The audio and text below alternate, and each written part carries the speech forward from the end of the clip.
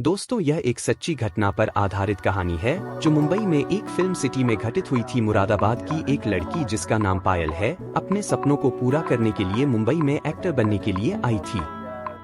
वह एक कमरा लेकर किसी लड़की के साथ जिसका नाम संजना है के साथ रहती है और उस लड़की को अपने सपने पूरे करने के बारे में बताती है।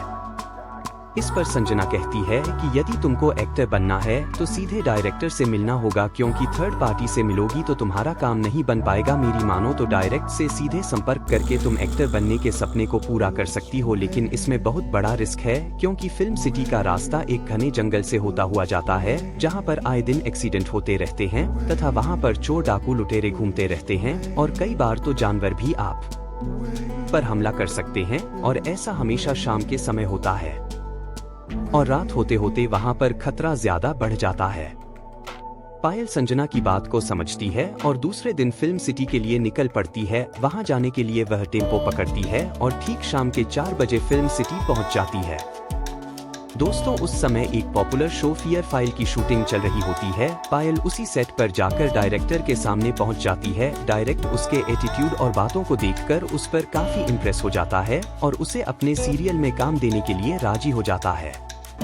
इस तरह से पायल को वहां पर बहुत समय रुकना पड़ता है। अब डायरेक्टर पायल से कहता है कि रात बहुत हो चुकी है, ऐसे समय पर तुमको अकेले नहीं जाना चाहिए, तुम यहीं पर रुको, मैं तुम्हें अपनी गाड़ी से छोड़ दूंगा। और इतना कहकर डायरेक्टर वहां से चला जाता है। दोस्तों, डायरेक्टर को गए हुए लगभग 1 घंटा हो जाता है।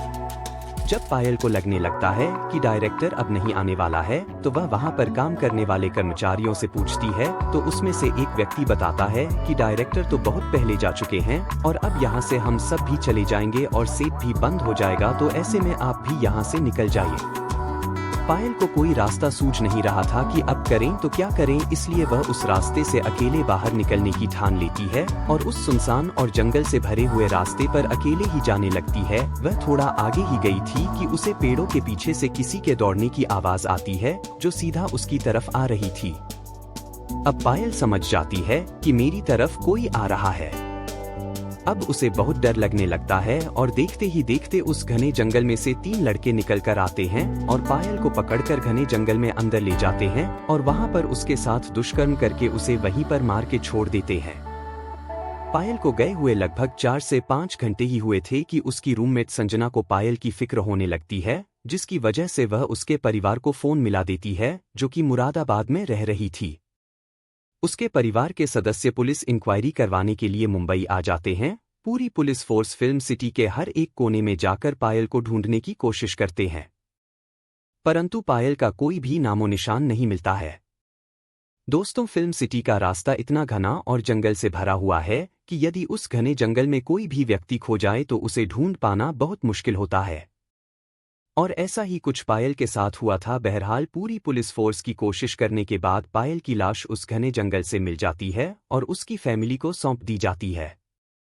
दोस्तों, असली कहानी तो अब शुरू होती है। बताया जाता है कि फिल्म सिटी में काम करने वाले कुछ कर्मचारी बताते हैं कि मेकअप रूम में मेकअप के सामान अपने आप गायब हो जाया करते थे। यहाँ तक कि कुछ लोग तो ऐसा भी बताते हैं कि मेकअप रूम में किसी लेडीज को बैठा हुआ देखा करते थे, जैसे मानो वह लेडीज वहां पर सच में काम कर रही हो। बहुत से लोग तो ऐसा भी कहते हैं कि उस घने जंगल वाले रास्ते पर किसी सफेद साड़ी पहने हुए लड़की को लिफ्ट मांगते हुए देखा गया है, जो फिल्म सिटी तक के लिए लिफ्ट मांगती है और वहां पर उतर जाती है, तथा जो व्यक्ति उसे लिफ्ट देने से मना करता है या मनमुटाव रखकर उसे अनदेखा करके चला जाता है, तो आगे जाकर उसका एक्सीडेंट हो जाता है। दोस्तों, कहने का मतलब यह था कि उस फिल्म सिटी में पायल के मर जाने के बाद एक आत्मा भटकने लग गई थी, जो अपनी इच्छा पूरी करने के लिए वहां पर काम मांगने के लिए आया करती थी।